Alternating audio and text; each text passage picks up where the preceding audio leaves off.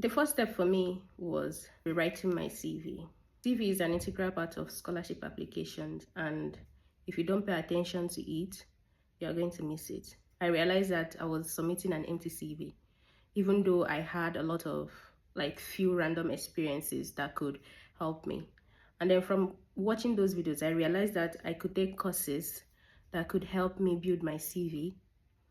All the courses from online universities, from FutureLearn, and some other platforms that offer few courses related to your field, you can always explore such opportunities. And that was exactly what I did.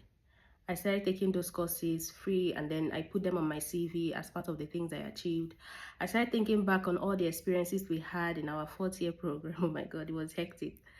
And then I had to simplify most of these experiences and then channel it to whatever application I would making at a point in time. And then this helped me build my CV properly. And then another thing was the reference letter. I had, of course, relatively good relationship with some of my lecturers. I mean, they can give you a reference letter, but then most of them do not have the time to draft something for you. So you have to do the work. You have to write this, draft it, write it properly, and then send to them to review it. If it aligns with what they think about you or what they think you have achieved or what they have. But the fact is, it has to align with the things you've written on your CV and who you are. And then they will then send it back to you or send it to the school, whichever way. Yeah. And then the third one I did was writing essays. Writing essays is one of the most important part of scholarship application, and you have to get it right. I mean, you don't have to have the best story. I think a lot of people go by starting with oh, I I I didn't have access to this and this, and then I studied using with the help of candles and things like that. You have to climb how many hills to fetch water to go to school. You have to do, I mean, everyone has a pathetic story, right? But you have to show your strengths and not your weaknesses. You have to tell them why you are qualified for this scholarship. Why are you qualified for the scholarship? What makes you stand out? How do you convert all of those stress, all of those experiences, all of those difficult moments? How do you convert it to strength? How do you show that you are capable to handle this program you're applying to? And why should you get the scholarship right?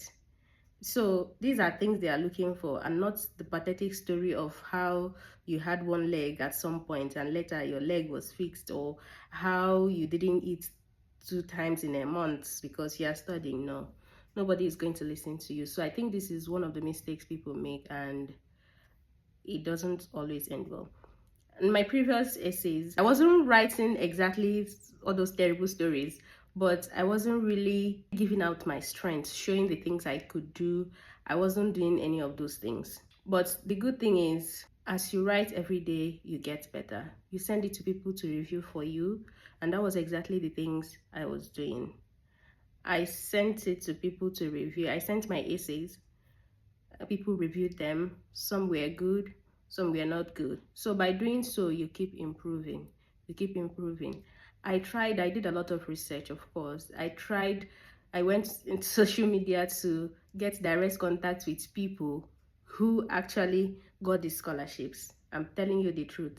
And then I tried to build some sort of relationship with them, not just because of what I wanted from them, but I saw them as people who could help me grow. And that was exactly the things I did. And most of them actually helped me.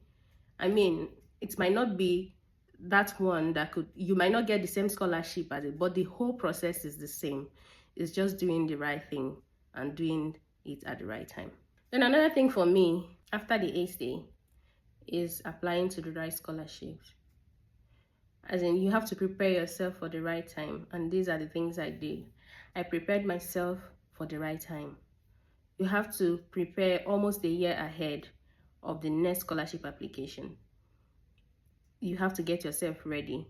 You have to do a lot of things, like all the necessary things required of you, so that when this scholarship is out and then you can already apply. The earlier you do, the better for you. They all come in seasons, and you have to know the season for each of them.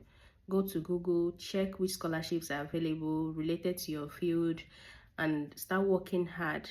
They give you a lot of grace, like a lot of time, and it's not just waking up to apply and submit. It works for some people, but some people it doesn't. But all of this require hard work. NYSC finished, and I didn't know what to do with my life. All the applications were not coming through. But the good thing is, when I did all the things I was supposed to do, I started seeing signs of progress. I started getting responses. Now, these are not rejections. These are responses. Most of these scholarships placed me on reserve list.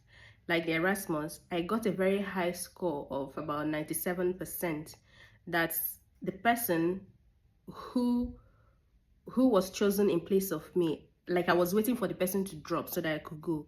It was more like one leg in, one leg out. I was, God, please touch this person's heart. Let this person drop. Let this person get other scholarships like they like. Because in this scholarship journey, you can get a lot and choose really. I've seen a lot of people who got up to 3, 4, and then they choose just the one they want and go for it. So if these people did, then you can. This was exactly what I was telling myself.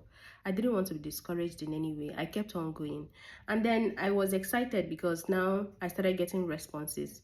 I got on reserve list for plant health. I got on reserve list for a few other scholarships. Then I was nominated for Education USA. Yeah, it also works in Nigeria. So these are the things, platforms to explore. When I started getting responses, it gave me hope. I didn't want to give up. But that scholarship journey was already ended. Like, that year was already ended, and I didn't get any. All I could do was just hope and pray that someone drops. But it didn't happen for me, and that was another year wasted. So I stayed 2019, 2020. I didn't get anything, and then I had to wait again for 2021. But in the midst of all of this, I didn't stop. I started looking for internship placement. I went to International Institute of Tropical Agriculture. I was speaking also randomly to one of those scholars who was helping me in some of those groups. I joined a group that can help me, encourage me, where you see results, things that tells you that, oh, this is possible. Those were the kind of group I was in at that time. I remember every day waking up to cry with my friend because we thought our lives were ended, at that point. But when I spoke to this scholar one day, he said, why not apply for internship maybe at IITA, that I should just send random emails. You don't know what could happen. Anything can happen for you.